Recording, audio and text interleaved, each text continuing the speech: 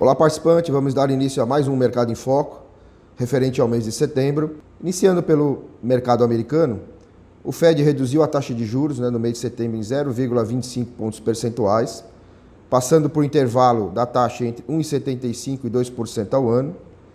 No seu comunicado, a autoridade monetária ela afirmou que a atividade segue robusta, embora com uma certa moderação.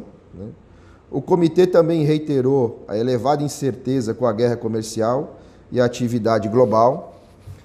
Avaliou que o corte de juros agirá de maneira apropriada para sustentar essa expansão da atividade americana.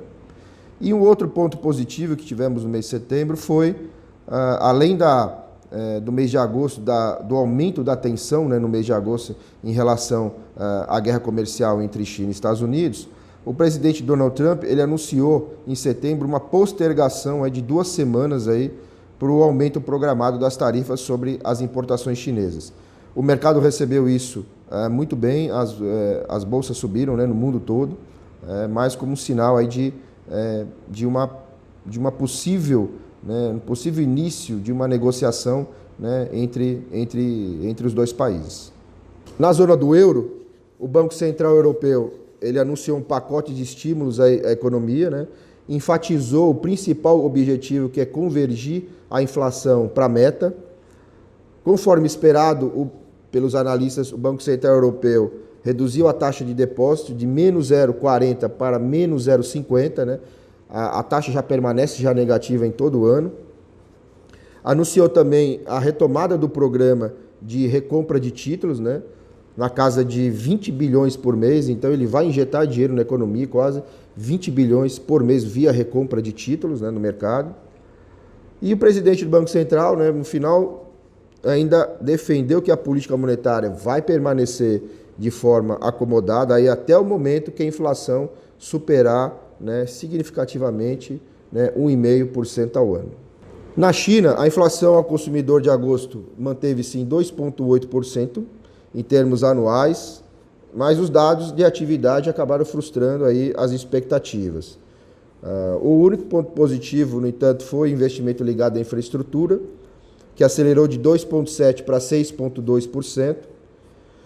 Com esses resultados, deu resultado nesses últimos meses, aumentou o risco de crescimento da economia chinesa, permanecer abaixo de 6%. A gente sabe que 6% é a meta do governo chinês para o PIB de 2019, então esse risco se tornou mais elevado.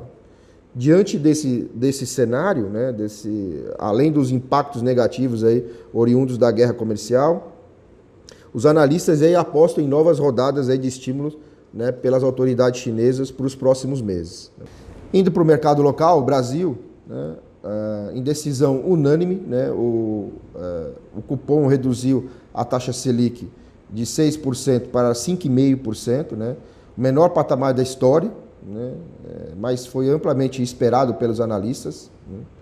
Na ata da reunião, os membros enfatizaram que o cenário de inflação permanece benigno e a atividade segue em processo de retomada gradual, então nada que interfira esse processo de redução de taxa Selic.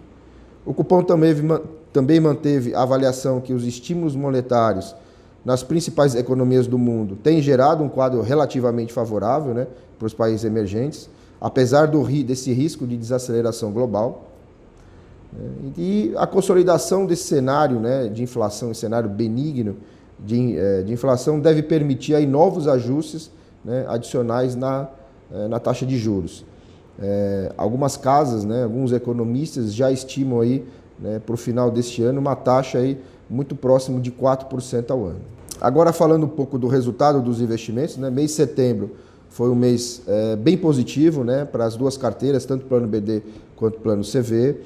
A carteira do Plano BD fechou com um patrimônio de 3,7 bilhões de reais no mês de setembro.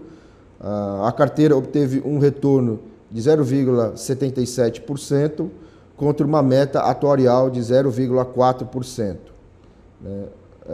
Na rentabilidade acumulada, o plano apresenta um retorno de 8,10% e contra uma meta atuarial de 6,81%.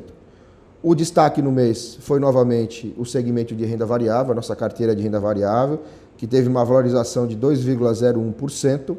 Né? E o destaque no ano também continua sendo a carteira de renda variável, nosso segmento, né, de ações, com uma valorização de 53,35%.